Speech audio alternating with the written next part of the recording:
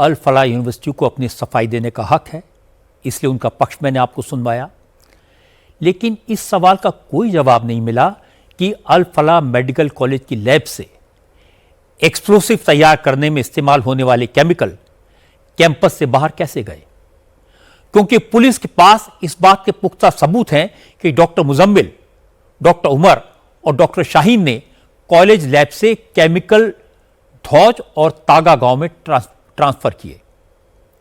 मैंने कल आपको अल फलाह यूनिवर्सिटी के पास धौज और तागा गांव के उन 2 मकानों के बारे में पूरी डिटेल दी थी जिन्हें मुजम्मिल ने किराए पर लिया था, जिन मकानों में 2900 किलो से ज्यादा विस्फोटक जमा किया गया था।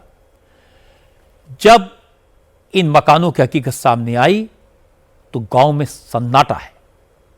तागा गांव में जिस कमरे को मुजम्मिल ने किराए पर लिया था वो अल फलाह यूनिवर्सिटी की मस्जिद के मौलवी हाफिज मोहम्मद इश्तियाक का था। मोहम्मद इश्तियाक को भी पुलिस अरेस्ट कर चुकी है।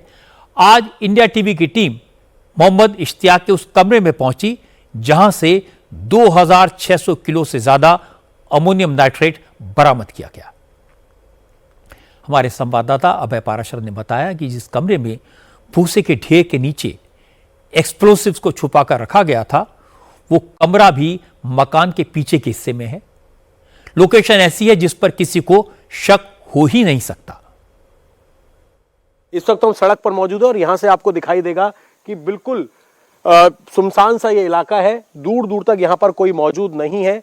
और यहां पर ये जो गांव है फतेहपुर टागा, इस गांव के अंदर एक मौलवी का घर मुजम्मिल ने किराए पर लिया। किराए पर लेने के बाद उसने यहां पर लोगों को यह बताया कि वो खेती का काम करता है, इसीलिए खाद और भूसा यहां पर स्टोर कर रहा है। इस घर में जब पहुंची टीम तो यहां पर आप आकर देखेंगे एक पूरा घर है और लोगों को शक नहीं होता था क्योंकि एक मौलवी का घर है और ये कहता था कि ये यहां पर खाद और साथ ही भूसे का सामान रख रहा है। लेकिन ये जो आप कमरा देख रहे हैं, इस कमरे के अंदर इस तरीके का जो भूसा है, इस तरीके के आप देखेंगे, इस तरीके का भूसा और यहां पर खाद के कट्टों की आड़ में अमोनियम नाइट्रेट, तकरीबन 2500 किलो अमोनियम नाइट्रेट यहां से बरामद किया गया। इसके अलावा 300 किलो अमोनियम नाइट्रेट एक और दूसरी जगह से बरामद किया।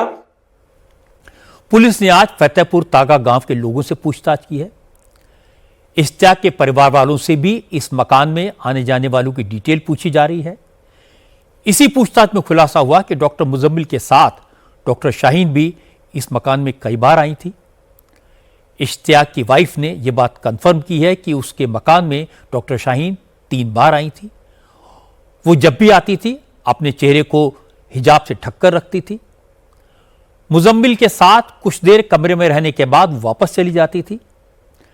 इश्तियाक की वाइफ ने बताया कि मुजम्मिल अल फलाह यूनिवर्सिटी में रहता था, लेकिन इस कमरे में अक्सर आता जाता रहता था। हर बार अपने साथ कुछ सामान लाता था और फिर उसे कमरे में रखकर चला जाता था। लेकिन कभी किसी को यह शक नहीं हुआ कि डॉक्टर मुजम्मिल कमरे में जो सामान जमा कर रहा है वो असल में एक्सप्लोसिव है। लेकिन इश्तियाक के परिवार के दूसरे लोग उसके बचाव में आए हैं। इश्तियाक के ज्यादातर रिश्तेदार नूह में रहते हैं। इश्तियाक के भाई ने कहा कि वो 5 भाई हैं, सब के सब मौलवी हैं, सब के सब मस्जिदों में नमाज पढ़वाते हैं। इश्तियाक भी अल फलाह यूनिवर्सिटी की मस्जिद से जुड़ा था, इसलिए वहां के डॉक्टर ने कमरा किराए पर मांगा तो बिना जांच पड़ताल के दे दिया। यही उसकी गलती है। तो वो मस्जिद है अल फलाह कॉलेज की, वो मस्जिद है कॉलेज की तरफ से ही वो इमाम है वहां पे। अच्छा। तो 20 सालों से वहीं रह रहे हैं, ऐसा कोई मामला नहीं है। बाकी उसमें जो है फतेहपुर में एक जगह ली थी, उसमें मकान बनाए थे 4 कमरे, वो कमरों को किरायों पे उस दिन से किरायों पे चलते थे वो। उसमें से एक कमरा इस डॉक्टर ने भी ले लिया था। पता नहीं कब लिया, ये तो हमें पता नहीं, साल पहले लिया, महीने पहले लिया, कब लिया। उसके बाद में अब हमें पता नहीं उसमें किराएदार क्या कर रहा है। जो बता रहे हैं कि उसमें से कट्टा निकला है, ये लोगों की बात है। सर जो मीडिया जो है वो बता रही है कि उसमें RDX निकला है, कुछ लोग बता रहे हैं कि उसमें कोई और दूसरा केमिकल है। लेकिन पुलिस को इस बात के पुख्ता सबूत मिले हैं कि इश्तियाक ने विस्फोटक बनाने में काम आने वाला फर्टिलाइजर खरीदने में डॉक्टर मुजम्मिल की मदद की। कुछ फर्टिलाइजर नूह से भी खरीदा गया। बाकी रॉ मटेरियल की खरीद हरियाणा के अलग अलग इलाकों से हुई।